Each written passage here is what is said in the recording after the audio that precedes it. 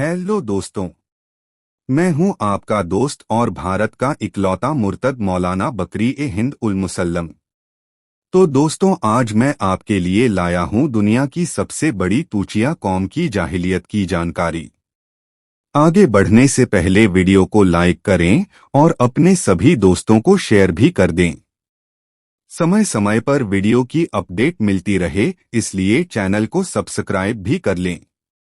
आप उस कौम का नाम बिना बताए ही समझ सकते हो, लेकिन फिर भी मैं बता देता हूं।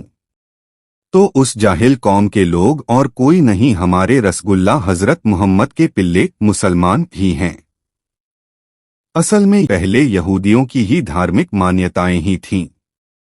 फिर उसमें से दो और मान्यताएं निकलीं, जिनमें से एक था ईसाई मत और दूसरा था इस्लाम। इस्लाम अपनी मान्यताएं स्थापित करने के लिए यहूदियों और ईसाइयों के साथ वर्षों से लड़ रहा है। ईसाइयत के जो पैगंबर हैं वो सभी इस्लाम के भी पैगंबर हैं, लेकिन लड़ाई यह है कि ईसाई अपने एक पैगंबर ईसा मसीह को ईश्वर का बेटा कहते हैं, जबकि इस्लाम का कहना है कि हजरत ईसा अल्लाह का दूत है, क्योंकि अल्लाह बच्चे पैदा नहीं कर सकता। शायद इसलिए आज अल्लाह के सभी पिल्ले 20-20 बच्चे पैदा करके इस कमी को पूरा कर रहे हैं। कारी साहब, आपका तरन्नुम भी इतना खूबसूरत है, आपके बच्चे भी इतने प्यारे हैं, आपकी बीवियां भी इतनी प्यारी हैं, आपने टोपी वाले बुरके इनको पहनाए। सबसे बड़ा 37 साल का, सबसे छोटा 2.5 माह का, 36 साल और 9.5 माह के गैप में आप मुझे बताएं, आप थके क्यों नहीं आए हुआ? हमारी सब औलादों को अल्लाह क़यामत तक तौहीद पे कायम रखना, ताकि इन सारी की सारी लड़ियां क़यामत तक जन्नती लोगों की चलती रहे, हमें अजर मिलता रहे। वाह वाह वाह वाह। मुझे बताइए, ये 28 बच्चों की जो लिस्ट है, इसको आपने 50 पर लेकर जाना है या 50 प्लस का कोई इरादा है? क्योंकि अल्लाह दी देन है, अल्लाह दी देन है। अल्लाह तबारक व तआला जिन्नू चाहे लेना ही ला देवे, माशाअल्लाह। ज़ालिका मिन फ़ज़लिल्लाहि अलैना।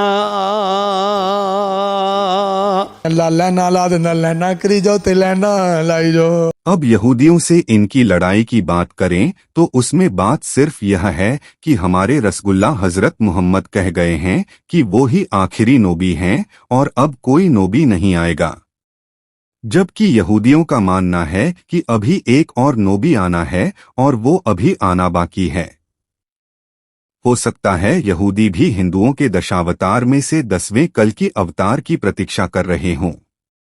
अब सोचने वाली बात है कि एक गुफा में जन्मे गुफापुत्र हजरत ईसा के पिता का कोई अता पता नहीं है, इसलिए ईसाइयों ने तो ईसा को ईश्वर की देन मान लिया, लेकिन मुसलमान हजरत ईसा को अल्लाह की देन नहीं मानते, जबकि ये साले अपनी बेगम के हलाला की पैदाइश को झट से अल्लाह की देन बोल देते हैं।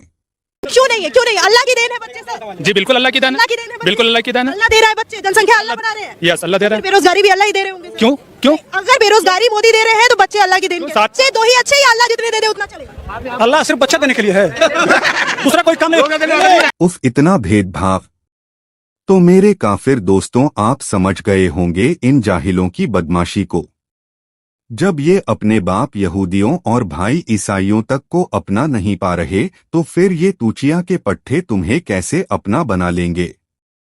तो काफिरों, में उम्मीद करता हूं कि आप मेरी बात समझ गए होंगे। और इसी कुवैत मैं मौलाना बकरी-ए-हिंद उल मुसल्लम आप सभी से विदा लेता हूं। जल्दी ही आपसे फिर मुलाकात होगी।